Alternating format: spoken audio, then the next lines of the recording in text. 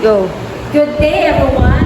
Before anything else, I would like to introduce myself. My name is Shelo Obalang. I'm a group mate. Brazil Bakit. Raisa Dalinan. Our topic today is green globalization. What is a green globalization? The integration of environmental consideration into the global processing to achieve sustainable development, balancing economic growth with environmental protection. For example of this, the school. So school na to is na ginahimo nga bagong building. So ang ginagamit nila mga materials is mga solar, so makatipid tao sa atong environment. And the impact is three ka-impact. Number one is the making global trade eco-friendly. For example, this is paggamit sa mga truck or mga ship para magbaba at makasakay sa mga produkto para makaiwas sa air pollution. Number two is the protecting planet while countries trade. So, ang ato pag-example natin is, for example, sa school. So, nagbebenta sila ng mga recycle, mga plastic. So, makatipid na sa atong environmental at maka-helpful. And then, lastly is using green energy and reducing waste.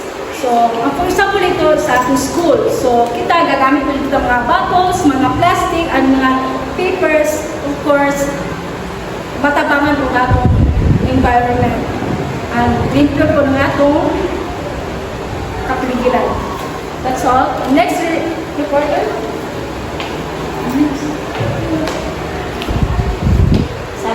Why it matters. Protects the environment. Sustainable practices help reduce damage to nature, keeping ecosystems healthy. Help countries grow safely. Green policies allow nations to develop without harming natural resources or risking fossil. Create green jobs. Investing in eco-friendly industries like renewable energy, recycling, and conservation, and opens more employment opportunities. Reduces pollution worldwide. Sustainable actions lower air, water, and land pollution, making the planet cleaner and safe for everyone. Example of sustainable tree, solar panels and wind turbines. This represents renewable energy sources that reduce reliance on fossil fuels. Eco-friendly farming. This includes organic farming, reduce pesticide use and water conservation, recycling and green manufacturing. Recycling transforms waste materials into new products, reducing landfill waste and resource extraction. Fair trade products. These products ensure that producers in developing countries receive fair prices and decent working conditions. What we can do. Support green business. Pumili ng eco-friendly products, support local sustainable farm at bawasan ang paggamit ng plastics. Create strong environmental laws. Sign petition, participate in clean-up drives and raise awareness about environmental issues. Share green technology. Learn about renewable energy options like solar panels and share with your community. So our conclusion, sustainable trade helps the world grow without damaging the planet. So it is key to bring globalization and a better future.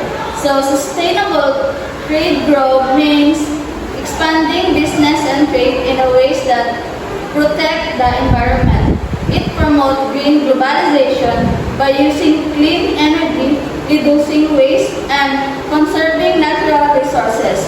This approach allows countries to grow economically while keeping the planet healthy. So, example, a country exports solar panels instead of coal. So, this boosts its economic trade.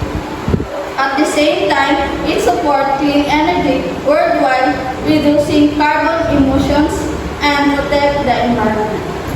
Thank you for listening.